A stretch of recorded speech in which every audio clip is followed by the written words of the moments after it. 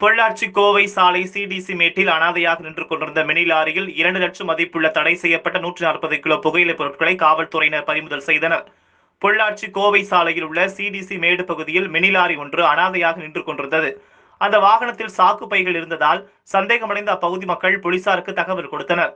இதனையடுத்து அங்கு விரைந்த மகாலிங்கபுரம் போலீசார் சாக்கு மூட்டைகளை பிரித்து பார்த்தபோது அதில் தடை செய்யப்பட்ட புகையிலை பான் மசாலா பொருட்கள் இருப்பது தெரிய வந்தது. இதனையடுத்து உணவு பாதுகாப்புத்துறை அதிகாரிகளுக்கு தகவல் கொடுத்தனர். அங்கு சென்ற உணவு பாதுகாப்புத்துறை அதிகாரிகள் 2 லட்சம் மதிப்புள்ள 140 கிலோ புகையிலை பொருட்களை பறிமுதல் செய்தனர். கேரள எண் கொண்ட வாகனத்தில் புகையிலை பொருட்களை கடத்தி வந்து வாகனத்தை சாலையோரத்தில் நிறுத்திவிட்டு தப்பிச் சென்றது யார் என்பது குறித்து தீவிரமாக விசாரித்து வருகின்றனர்.